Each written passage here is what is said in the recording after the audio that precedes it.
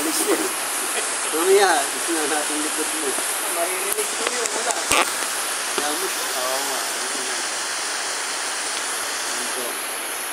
Ito pong paa niya, nahila ito eh. Ito, bumara dito.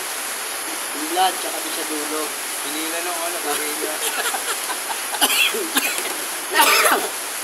Hila ng manananggal. Manananggal ng lakas.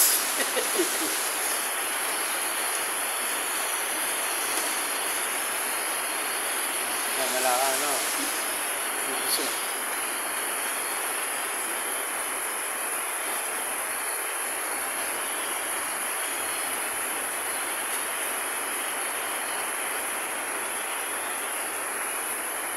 Nanay mo, tamang-tama.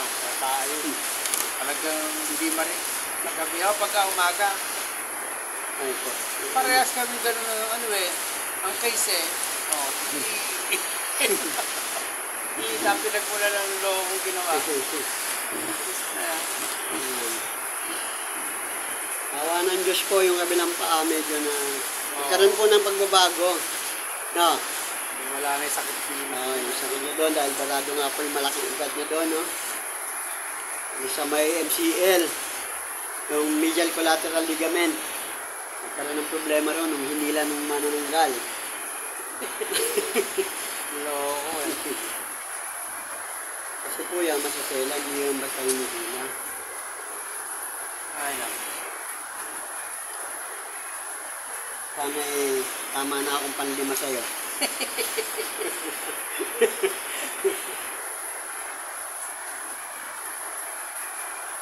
Hindi na ako magpapagalaw nga. Sabi ko ayoko na eh. Ano po eh.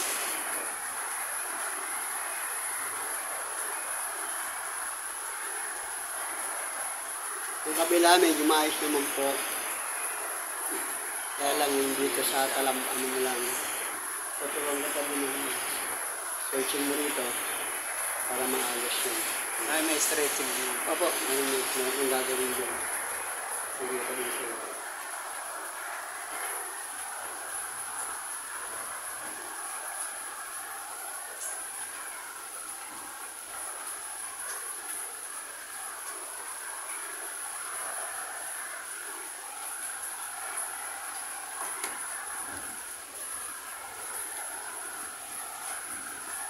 Pasok po yung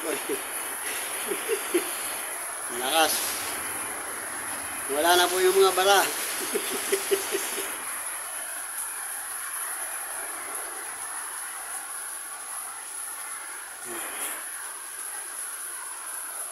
Yung mga na-stroke kong ganyan, talagang ayaw gumalaw. Ayun. Nga. Kailangan maayos mo muna siya. Yung gano'n na ano, ayaw hindi Ay, siya gumagano. meron pong hindi. Meron naman pong kapag kayong, sabi ko nga, pag night lang, hindi. Bukas may schedule ako ng stroke. Pangalawa ko pa lang siya. Babae. Isang buwan siyang na-stroke na. Sabi daw nung, hindi ko nga malansak na sabi ko, bakit dapat yan, hindi. Tinerapi agad, kahit mga 1 week pa lang eh.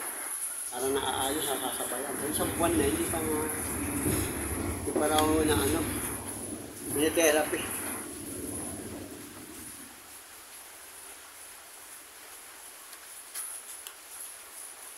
Okay, sige. Okay. Ito, ganito. Nakano na ba itong ano nyo, video nyo? Okay, tuturo natin sa kanya yung stretching. God bless.